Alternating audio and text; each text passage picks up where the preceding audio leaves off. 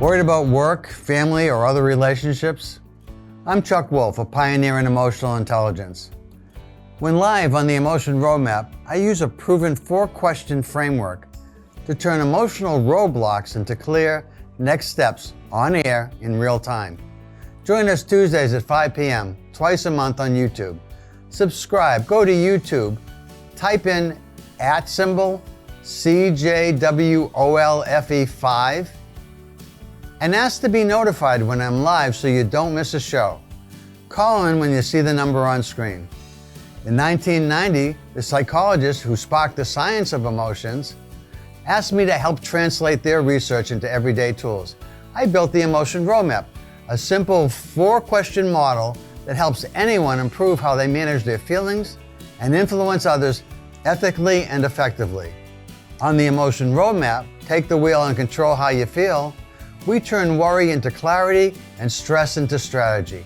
Each 45-minute episode blends practical psychology, common sense tools, guest experts, and live caller coaching. Smart, capable people often get stuck when emotions run high, and this show helps you get unstuck fast. When you call, you help everyone else who listens. As I help you, I explain how the Emotion Roadmap works so that everyone listening is learning to use the process. To learn more about me, go to www.emotionroadmap.com. I have been very lucky in life and have worked with and learned from some of the greatest thinkers in the world at Harvard and Yale, other places, and I want to bring what I have learned to hopefully make a meaningful, positive difference in your lives. Enjoy and tell your friends and your family.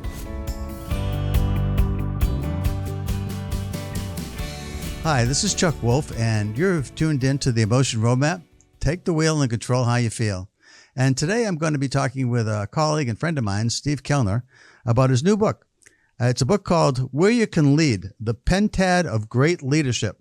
And I'm going to introduce Steve with a little story about Steve that I want to tell you and why I think it's important for you to listen to this interview and to listen to Steve and what he has to say. But one of the things that Steve and I know each other from is something called the Consortium for Research on Emotional Intelligence in Organizations.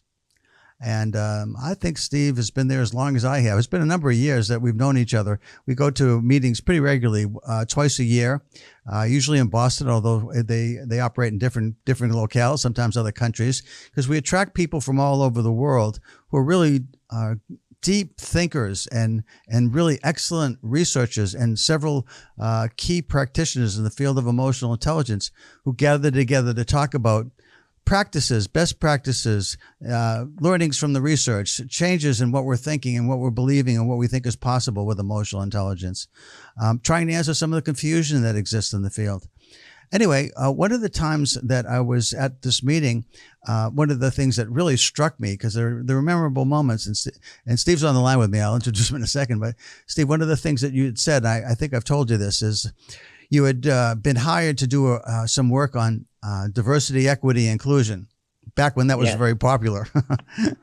But anyway, at the time, I remember something distinct that you did that is unique. And I thought, because I've done a lot of work myself with a lot of senior leadership teams, and I've come in for interventions on lots of different kinds of change management or transformational change initiatives, it's often the case that a lot of the senior members are a little uncomfortable, but pretend that they know that we don't need this for us. We just really want to do this with the people below us because that's where it's really needed. And they kind of remove themselves. And I think it's a question sometimes about vulnerability. Sometimes they really do know. I don't want to prejudge everybody, but a lot of times I think they're just a little uncomfortable because they don't know what's coming really. And one of the things that you did I thought was so remarkable and clever was I remember you, and this stayed with me for a long time, I still think about it, is you talked about this idea of when they said we want to do it for the lower levels in the organization, you said, that's fine. But if you don't mind, my colleague and I would like to do several interviews, initial interviews with each of the senior leadership team members and just ask you a couple of questions so that we really can help target what we do for you to make sure we get right what you think is needed. And it was a nice way to find out a little bit about them and also to create buy-in, I thought, because I remember you saying that you asked them two key questions. And what I remember was one of the questions was, was there ever a time when you felt like it was important to belong to a group, to a band, maybe, to a team of some kind, maybe a debating team, maybe a sports team, but some group, some maybe college, getting into a job. It's just some place that you thought was very, very important in your life, and you were worried about it, and you got in. And what was that like? And what did it feel like? And what do you remember about it? And I remember you saying something along the lines that people were just kind of, they beamed, they were pride. They showed their pride. They were smiling. They were very happy to tell me about that. And then you asked this question, and you said, and this is the one that I loved. It was like, was there ever a time when you felt like you really wanted it and it didn't happen, and you were turned away, and you had to deal with that? And that, to me, Steve, was I think you said some people, even senior people, had some, kind of welled up in their eyes a little bit with tears. And it was like people remembered about belonging. And honestly, one of the things I'm working on today as we speak is that sort of initiative where I'm intrigued with the idea of the other. How many people have experienced being the other? And I'm hoping that there can be dialogue in this country about what it feels like to be the other. And by talking about it and experiencing it in a similar way to what you told me the senior people experienced when they thought about the time when they didn't get to belong, all of us can really appreciate and empathize with not only being the other, but feeling like when we were the other, in order to try and get past all the biases that we know we have, and a lot of the unconscious biases that exist in us that we don't know we have until they just pop out unexpectedly. But anyway, Steve, so that's one of the things about you that I really, again, that's one of those memorable moments that stays with me. And then when you were talking about the book that you were writing, when I heard you talk about that, I thought, well, you seem to be someone who really understands quite a bit how to take what Dave McClellan, very famous Harvard motivational psychologist, talked about years ago, and led to all of this competency work in organizations. But when people talk about his theory about motivation, and I read in your book that, there's like so many different things that motivate us, but 85% of them fall into categories of achievement, affiliation, and your word, influence, for what used to be called power. Anyway, I think it's really brilliant the way you talk about it, because it helped me to understand. I had at one time when I was working at Harvard Business School, I worked for a guy named Tony Athos. And Tony was one of the more brilliant men I've ever met in my life, probably the most brilliant, about organization and human behavior. And when he spoke about it, everybody understood how powerful he was and what he understood about them. So much of what we think of is private to us. I remember being in a meeting with him. It was a Harvard Business School alumni, people from 20 years old to over 100 were in the room. And he gave a speech about what people don't think anyone else knows about what they're feeling and thinking about on each decade, all the way up to 100. And when I walked out of the room, everybody, to a person, no matter what the age level was, how did he know that about me? And he was remarkable, but he stopped working in his 60s. And I said to him, Tony, how can you stop? You are the most gifted person I've ever met in my life, the most brilliant person I've ever seen in the way that you understand and talk about and help other people to understand and learn from and work with organization and individual behavior. He said, Chuck, I've done this a long time, and I'm done. I'm finished. I know it's time for me to do something else, and somebody else needs to do it now. And I think understanding your book, Steve, and reading about it and understanding how his motivations changed over time helped me to understand why that made sense. That was the first time I really understood why he'd stop. And at least that's the way I think about it now. So having said that, I know there's several things you want to talk about. First, I want to just show your book, Where You Can Lead, the Pentad of Great Leadership. And then I want to say, this is some points that you wanted to cover, and I agreed with you. There's more than one kind of leader, and some may suit you better than others. You are likely to be more successful when you are energized by what you are doing, motivated, and you should know where to go and know when to stop. I can't tell you how, and the audience, how many people I've actually spoken with who really don't have any idea about how high they really want to rise. There's so many attractive rewards, incentives to keep going higher, and yet more and more of your life becomes owned by the company that you're part of, or even your own company if you're, Oh, yeah. you just lose less and less of that balance that people say they want. Not everybody really wants it, apparently, but people say they want that balance between work and family.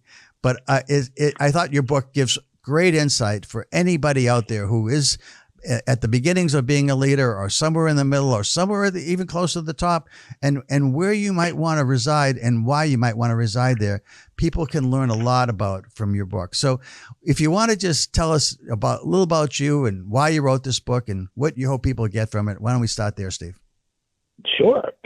So I'm a CEO of a small company that does strategic advisory for mostly on talent and leadership, called Ascent Leadership Networks, which was started basically by myself and a colleague bringing together what we had seen where great leaders developed and where great leaders came from. I'm a motivational psychologist by training. I was one of David McClelland's last students, I believe, like probably in his last 5 or 6, and very fortunate to be there. And my dissertation was on affiliation motivation, for what it's worth, which comes up when we talk about teams. And I spent a lot of time in the executive search industry, where I didn't do executive search. What I did was develop the tools to evaluate leaders and differentiate not just bad from good, but good from great. And that work is what has fed into this book. I started out working at all levels, working at the company McClelland founded, in fact, and then built up the executive levels where there was a lot less work being done. And it just came to me that over the course of many years working to assess and develop leaders, that, sometimes people are making assumptions like there's one kind of leader, right? Leadership, boom. It's like, well, there's a big difference between a guy who just wants to create big ideas and make sure that somebody is using them, which I call thought leader, versus someone who likes to start little new challenging businesses around, say, new technology, but isn't interested in running a big company, the entrepreneur, versus someone who actually just enjoys working with people and growing them and developing them organically, which I call the people leader. Or there's also people who are basically professional turnaround CEOs. They love change. They love waltzing in, changing everything, and then leaving in 2 years, because once it gets stabilized, it's not a challenge anymore. It doesn't get them fired up, and that might be more of a change leader, right? And then I have the fifth kind, which is the caring leader, someone whose kind of major purpose in life, and I actually just interviewed someone like this last week, is to take care of the people in their organization, to grow the organization, not for the sake of the organization or for money, but for the people who belong to it. And, that seeing those different kinds of leaders has led me to realize that, hey, that's important, right? Because people fall into a trap almost of, well, I want to keep growing. And you were saying, Chuck, people get trapped in their corporates and into their jobs to the point where it feels like this is all you do in life. And that's fine if you enjoy it, right? I mean, if that's your good time, then more power to you. But what I found was there's a lot of people who started up a path, and in American culture, but it's true in a lot of business culture, the assumption is up or out. And what people are overlooking is maybe there's a place to stop, or maybe there's a place where you do your best work or your happiest work. And this is why my background as a motivational psychologist really supports it, because I'm not just talking about being a good leader, although I am, I'd like to think. It's about being a good leader who enjoys the kind of leadership you're doing, because that gives you more energy, more excitement, more joy, frankly, out of life. And, if you're having to force yourself to do your job every day, ultimately you're not going to be as good at it. So why not bring those two together anyway? Well, one of the things that I noticed in your book, Steve, was that you talked about someone that was an extremely successful leader, and he was doing it so well. And then I think after this is something where I remember the story was you were early in your career, I guess. You were like the last facilitator in a group of 3. You were just sort of in there learning, and this fella came in. It was worse than that. Okay. It was a program that only needed 2 facilitators, and I was the 3rd facilitator. And this fellow, in the debrief on understanding his results, I guess for an assessment that was running, that was teaching about motivations, he picked you, and he thought he could pick you so that he could leave early. Exactly. He thought he could blow me off because I was the newbie, obviously. Yeah. Right. But then you told the story about how in learning what he learned, again, this is not someone who was a slouch or somebody who was, I mean, he was a high performer in his organization. And so this was like, why is he doing this? But it was like, why is he doing a lot of things? I think he got it from the conversation he ultimately had with you, because I think you said to him, how about if I just tell you a little bit about your results before we go? And I think it was an amazing story. And I think if you could share that, that kind of helps people understand what they might gain from something where they might read your book. Absolutely. And this was a long time ago now. One of the first leadership development, it really was the first leadership program I'd ever done, and fresh out of the box. So 4 days into the program, so we spent time teaching people about motivation and how they led their styles and how that led to creating a good organizational climate, which helped their employees perform. And we were at the point where after we'd given people all this information, we would have a one-on-one conversation with them. Okay, fair enough.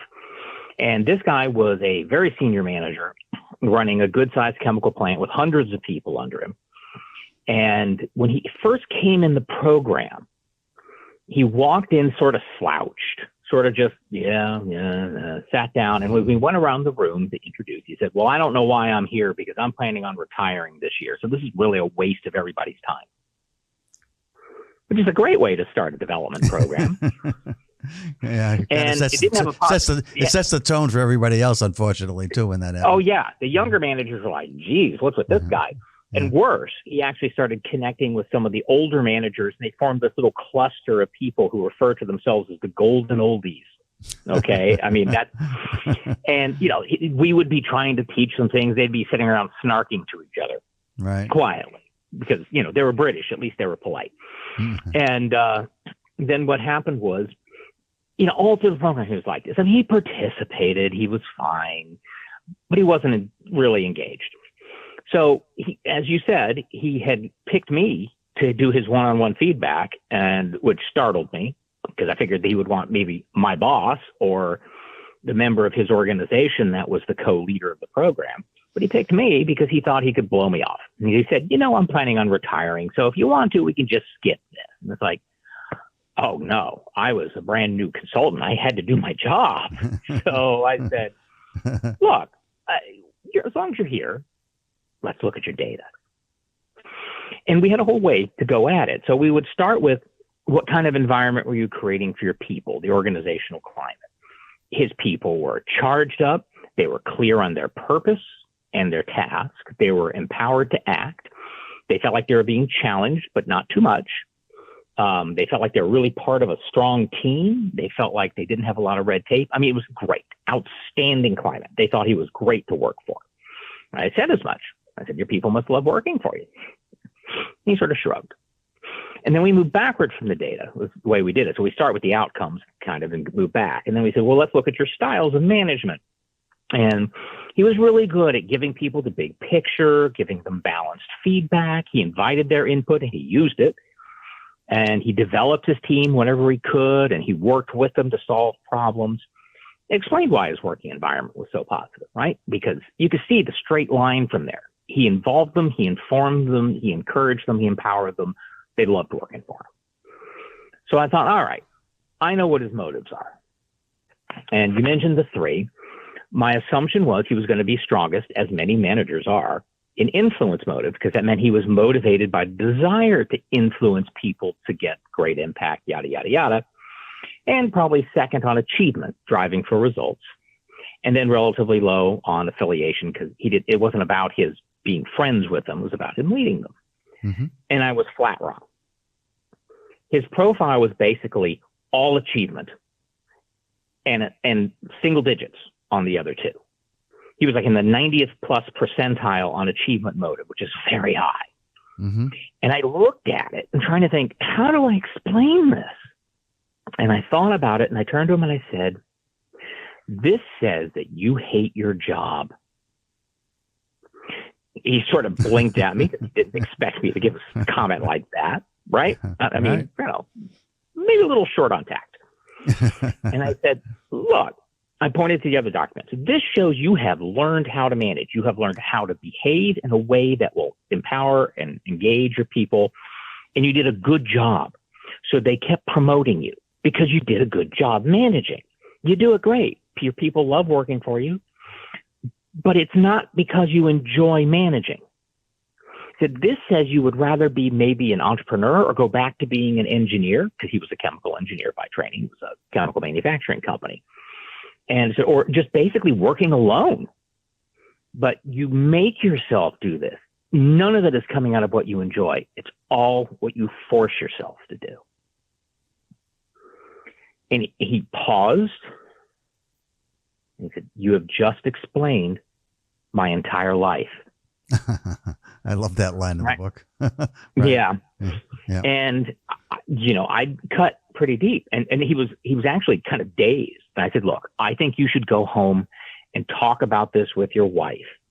You know how to do this job. If you want to keep doing this job, you can do it, but it's costing you. So you need to think about what you want to do. And he left, wobbling a little. And here's the thing. I already knew they weren't going to let him retire early, because I had consulted with, remember I said one of the other colleagues was from the company. Right. And he said, no, he's too good. They're not going to let him retire early. We're using that to get rid of deadwood. Right. And I'm thinking, okay. But the next day, he strode into the room. He didn't slouch. He was upright. He was energetic. He walked right up to me. And I got a glimpse of just kind of why his team loved him so much, right? He showed that energy that I hadn't seen in the classroom. And he went to me and said, I thought about what you told me all night. And I've decided that if they don't let me retire, I'm going to quit. Now, remember, he was a very valuable employee. And I'm thinking, and you're brand new to the company, right? Yeah. Oh God, they're going to. That's not why they hired me. Right. Right. But then he said, because I can't live like this anymore. And I said, okay, I did the right thing. Ultimately, it didn't matter whether he was doing a good job at the company. He hated his life. He had gone on to say, I was blaming the company. That's why I wanted to retire early. That's why I was so cynical and why I was so miserable. I thought they put me in this awful position. It wasn't them at all. It was me. This is the wrong place for me. So let me stop you there. It's a great story, Stephen. I asked you to tell it because I want people to understand that it's not always about what you're best at. It also has to do with what you really value, what motivates you, what energizes you, what you really feel good about doing. And I think that's such a critical point for people when they're thinking about, what do I really want to do in life? Because a lot of times the guidance you get from career people and advisors is often, what are you good at? Yeah. Right? Just do what you're good at. And it's like, lots of people learn how to do things they don't particularly enjoy. Know? Right. So anyway, that's a powerful story. So one of the other things I thought, Steve, was you talk about it, and maybe let's spend a little bit of time on the three different motives that are key and the way that you think about that, because I think not a lot of people understand that. And I think it's important in order to get the most benefit from this conversation today and also from your book. I think if you want to just talk about achievement, affiliation, and influence and what those are, if you could give us some definitions on those. So this is not what, when somebody says what motivates you, you normally call what you think is important, what you have consciously decided or you've been trained or learned or grew up with, your values. But what we're talking about is the implicit motivation, the emotional drives, the deeper part of the brain. And there have been the early work on this. I mean, it goes back a long, long time. 1938 was when Henry Murray first proposed a list of about 50. But what we found, what David McClellan found, to his endless credit, is there's only about 3 that occupy most of people's thinking time. And you alluded to that. 85% of daily thinking time is basically just these 3. And thank God, because, Dave correctly pointed out, how many people have 50 different emotions driving them? They do not. So everybody's got all these 3, but they're all at different levels. And because they're so deep, it means they're very stable throughout your life. They can change slowly. They don't go down, but they can be increased. But it's hard. So it's very much a fundamental part of who people are and what drives them. But the deadly thing about this is that it's unconscious. Because it's so deep, people are not always aware of it. So here are the three. Achievement motive is the drive to do things better. And it's not about making other people better. It's about, I want to make things better. I like being hands-on. I like to measure how I'm doing so I know that it's better. People with this motive tend to set moderate goals because that's your best chance of actually being better and seeing it happen, right? If it's a high risk, you're unlikely to see it. And if it's a low risk, it doesn't teach you anything. They tend to invest in their long-term learning. They like doing do-it-yourself projects, and they often become people like entrepreneurs to do something new, or salespeople to hit goals all the time, or finance people, right? I mean, and I'm simplifying here. People, I say people with a lot of achievement motive. Then there's affiliation motive, which is not about professional affiliations. It's about personal affiliation. These are people who get energized by having relationships, personal relationships with others, or belonging to a group. And it's less common as a need for business, but I do see it. What I think it does is it helps hold organizations and teams together, where you don't just enjoy the work, you enjoy being part of the group. And it can be personal as well as professional. And I'm biting my tongue because I did a whole dissertation on subtypes of this. Maybe we'll come back to that another time. The third is influence. And you did say that in the academic literature, it's given the name power. And that has caused us more heartburn than I care to think about, because it sounds negative to an American or to anyone, an English speaker, or for that matter, a German speaker, because people think power and they think manipulation. So I think influence, it's getting a charge or an energy out of seeing other people respond to you. And that could be coaching. It can be managing. It can be being a minister, or it can be being a leader, right? Or it can be being a writer, because my previous book was on motivating writers, and that turned out to be a really critical factor. Why do you write a book? To be read. So those three, everybody's got them, and to greater or lesser extent. So let me stop you for a second, and I'd like to comment on a couple of them. So for me, go ahead. Sorry. Go ahead. Oh, okay. So one of the things that I wanted to comment on is on the influence. It's very interesting because over the years, when I've been a keynote speaker, and I used to start the conversation with the audience by asking people to raise their hands about how many people are comfortable manipulating somebody else. Because whenever I talked about emotional intelligence and how you change people's emotions, people sometimes went there. They started to think, well, that's manipulation. So I started a conversation with an audience by asking how many people, and almost nobody would raise their hand. A few people would, and you get a few chuckles. But most of the time, people wouldn't raise their hands, even if they were comfortable with it, by the way, because they didn't want to be seen doing that. Yeah, of course. You don't admit that. Yeah. But then I'd ask, okay, how many of you are comfortable influencing somebody else? And almost everybody in the audience, no matter the size of the audience, would raise their hand and say, yeah, I'm sure. Well, have you ever looked up the definition? Because they're the same. When you look it up in the dictionary, the influences can be described in some dictionary definitions as manipulation, and manipulation is often described in some dictionaries as influence. And I think the point is for people is influence is at least in your mind when you're influencing. You think you're doing it for the other person and you. It isn't just about you. And when you're manipulating somebody, it might be about the other person, but that doesn't matter really. It's just about whether you get whatever it is that you think you need done. And so it feels very different. And I think even when people are thinking that they're influencing, they might be manipulating from the other person's point of view, but I think it sort of breaks down that way. I think the word power, is, to your point, has far more negativity attached to it. And I think some words, sales for some people has an emotional baggage attached to it. I don't want to be in selling. Oh, yeah. And yet everybody who has a product or a service or something that they want other people to use are selling. But I think it's the same kind of thing. I totally agree. In any professional service firms, if you ask somebody what they do, they don't sell, they market. somehow Right. that doesn't feel the same, right? So Right. But So words matter, I guess. Words definitely matter. And I think of it in some ways as speaking to people in the language they will understand and appreciate. People with influence motive and high emotional intelligence are really good at that.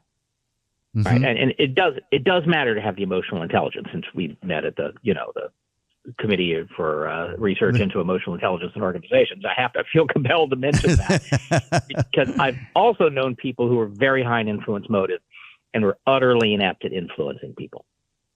There's a difference between the motive and the ability. So that's why it's more, and that was one of the other points in my book, is that you have to be able to do certain things. It's not enough to want to do them.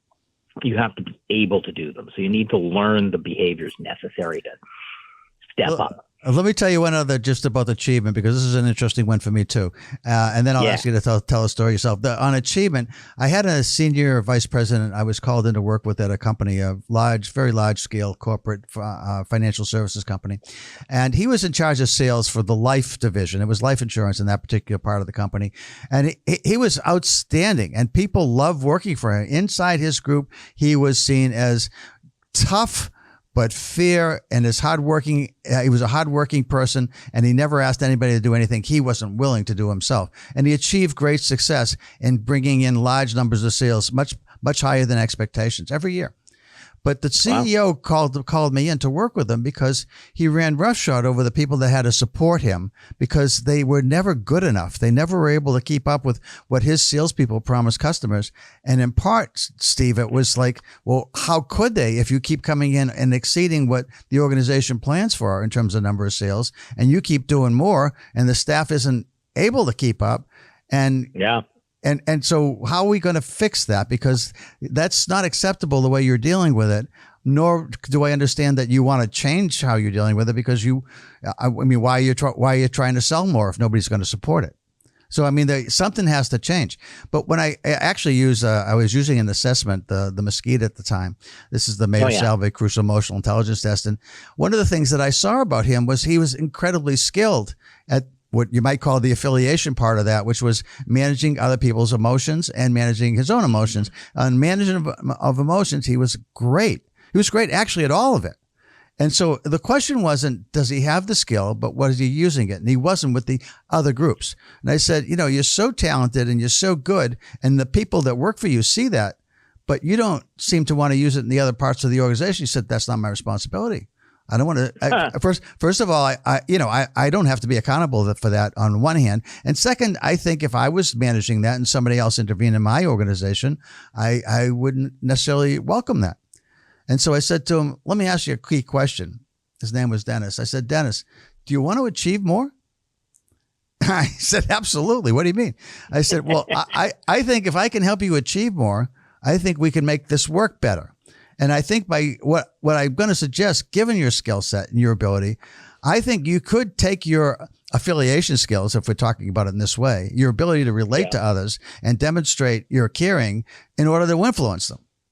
And I think you can do that by going first to the senior member of the department saying, I know I've got a tough reputation with your folks. Would you mind if I took some of them out to lunch and started a visit with them and just informally start to make connections and, let them know that I do appreciate the work that they're doing for us. And I understand when we oversell and we come in way ahead of schedule that it's hard for them to keep up, but I do appreciate it when they're able to help. It changed everything for him, Steve. Everything changed once he bought into that. And it was because I understood the need for achievement, and I tied it to what was going to make it different. So like Richard Boyatzis talks about, it became intentional change, and it wasn't just compliance. It was his idea of being the best possible version of himself at that point, at that time in that organization. And you tied it to his motivation. So in essence, you put it into terms. Someone else might say, why are you being mean to people? And he would say, I'm not being mean to people. What you said is, here's how you would perform even better. And that got his attention. Whenever I give feedback and coaching to people, I always look for their motive hook, because then I'm appealing to their heart, not their head. And it means I can push their emotional hot button. And that's exactly what you did. I actually have given feedback to a lot of consultants over the years who have moved into management positions and are not doing well for exactly the way you're describing.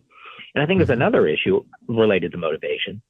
They just not motivated to use it internally. All their emotional intelligence gets sent to their clients. So they come back in the office and act like jerks. And I was coaching one guy who had moved from consulting into management, and he didn't really know how to deal with it. And I said, look, think of your employees as your clients. Does that change the way you think about things? And I could just see the wheels turning. It's another great way to talk about it, right? Right? Yeah. Yeah. Well, they talk about servant leadership, which is a nice phrase. But for someone who is a very skilled consultant working with clients and building relationships, that nailed it for him, you know? So there's another person I want to see if we have a few minutes to talk about, because I think it kind of captures some of the other things you talked about. Well, on the one hand, achievement sounds like what you'd want, certainly, at least at a high enough level for anybody in any organization, right? Yep. But then sometimes I think people lose sight of the other issues, like the fellow you talked about. He learned how to manage in ways that it worked for everybody, and he understood the importance of, if I say people are my most important asset and treat them like they're not, I'm not going to get the kind of performance I want. And because I care about achievement, I'm going to do that. But then you talked about this market basket at Arthur T and Arthur S, and I thought that was a fascinating story too. And it was I think is that a worthwhile story to talk about in light of helping people understand those motivations? Yeah, it might be, because I think he's a caring leader, and it's interesting to know he just got fired again by the board. Yeah, because he doesn't. Okay. He's not good at managing his family, and they're suing. And again, I mean, yeah. So well, you want to give the backdrop on it first, I guess, so people know what we're talking about. Yeah. So Market Basket is a local chain here in New England of grocery stores. Now, grocery stores are not widely known for treating their employees with great respect. I mean, no offense to them, but Market Basket is unusual. They take care of their people. They give them benefits right down to the bag boys. And part of this is because of the leadership of the CEO, Arthur Demoulas. And I think I got that name right. I'm going to check it. But what he did was he invested, frankly, in the people. And that was very powerful. And there are people who work there for decades. Arthur Demoulas, because they loved working there and they loved working with him. And he brought that into sort of caring about the people, but also caring about their customers. And what happened was his family co-owned the company, right? So I went back to actually the guy who founded it.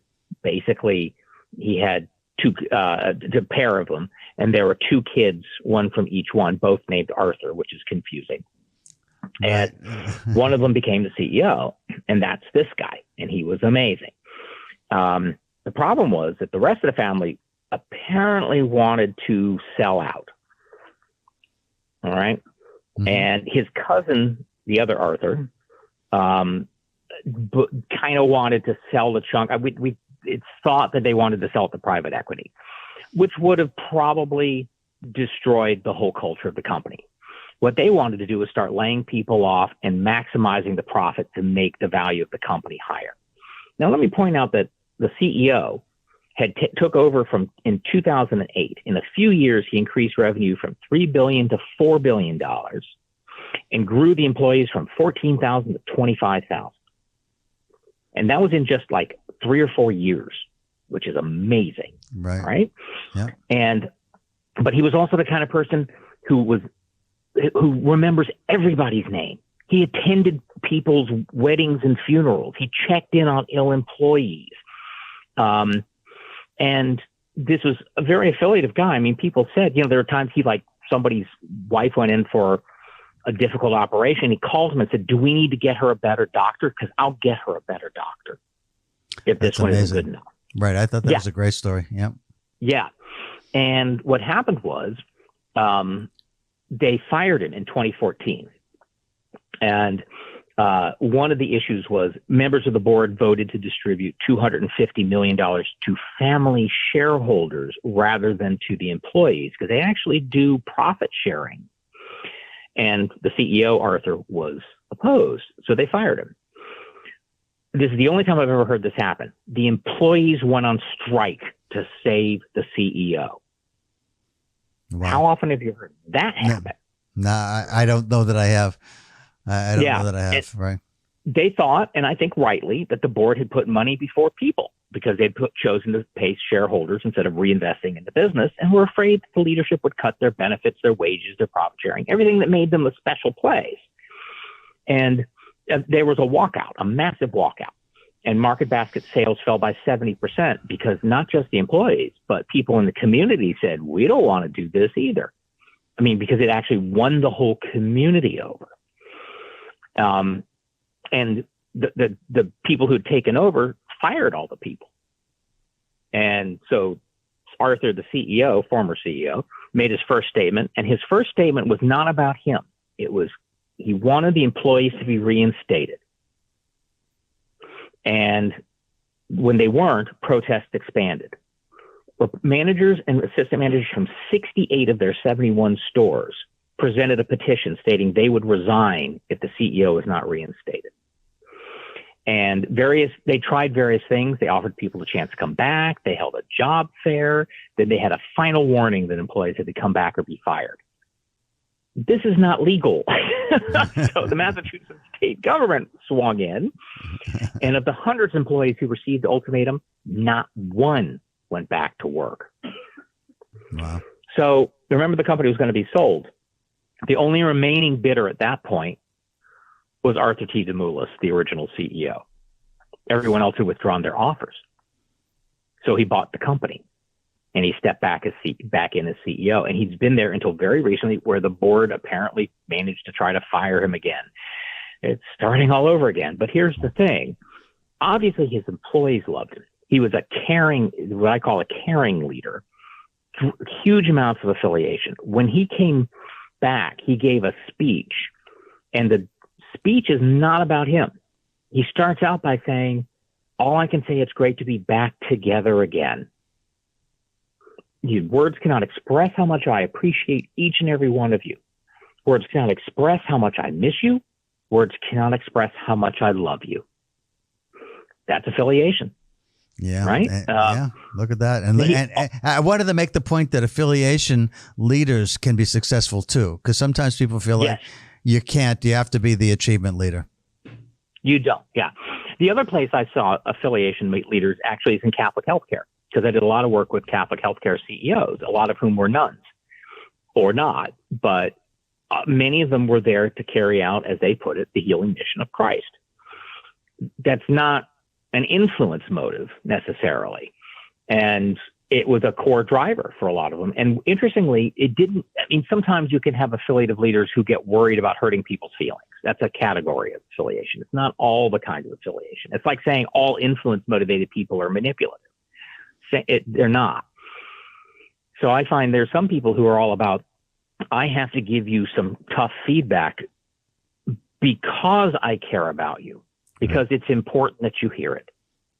Right. In fact, I once coached a colleague who was very anxious about giving feedback, and it was trying to help him do it in a way that he felt comfortable with. And he wound up figuring this out and passed it on to me, which I share, which is, think of that person as your best friend in the world. You may have to tell them something that will make them uncomfortable, but if you're their friend, you're going to make sure they know. That's affiliative. That's not influence. It's not achievement.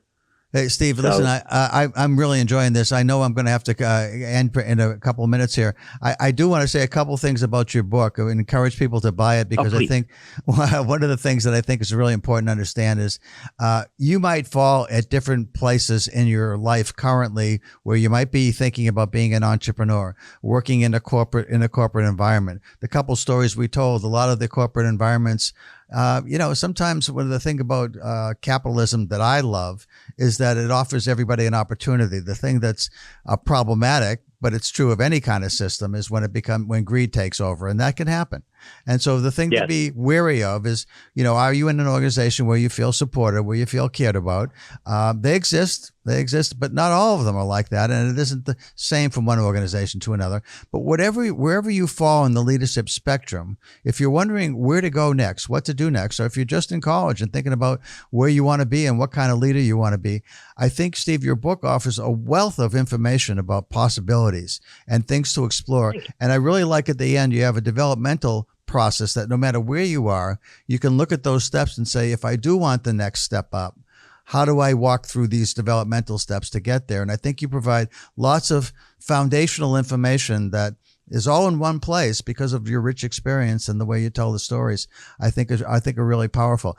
That's what I want to say about it. Now, Steve, you want to just say any last closing comments yourself? Yeah, what I'm trying to do with this is I think everyone likes to think of themselves as a leader.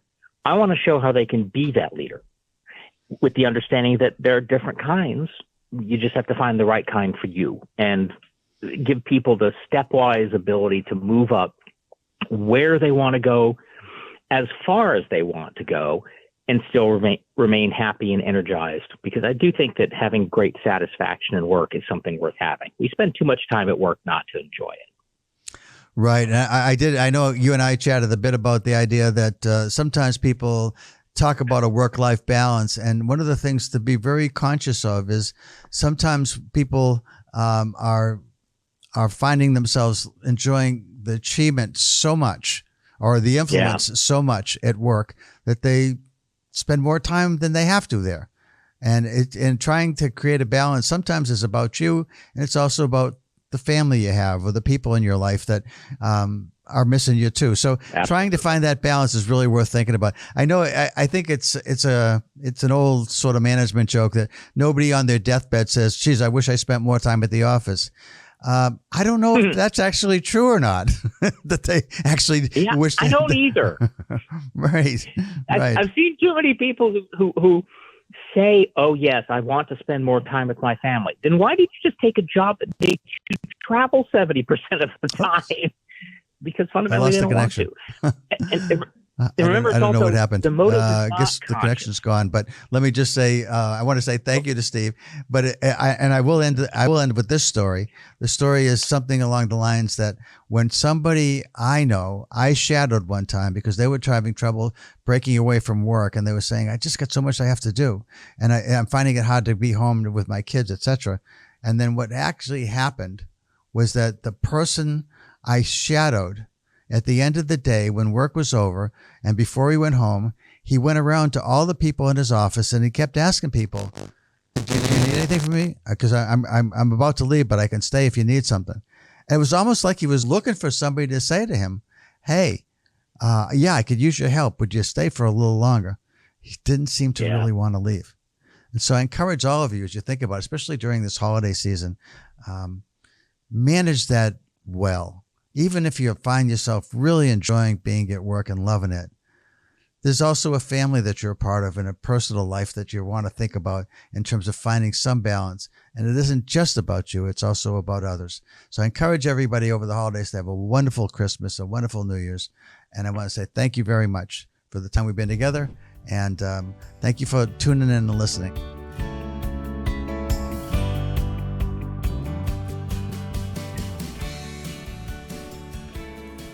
For over 40 years, SCM has been the voice of our town, bringing us together through local programming, education, and live broadcasts. SCM isn't just about television. It's about empowering our community, ensuring our voices are heard during government meetings, and celebrating milestones like our high school graduations. But today, SCM faces a challenge. Our funding structure is based on television subscriptions. And it's no secret, people have been cutting the cord. With a shift to internet-only subscriptions, SCM receives less revenue, even though all our programming is freely available online. We need your support. We need your support. We need your support. We need your support. We need your support. Your donation can make a difference. It will ensure that SCM remains open, continues to educate our youth, and keeps our community informed. Thanks to SCM, I've been honing my creative skills, helping me work towards my college degree. SCM is crucial for keeping our community connected. SCM isn't just here to broadcast local events. They're actually preserving Simsbury's history. Join us. Join us in preserving Simsbury's voice. Simsbury's voice.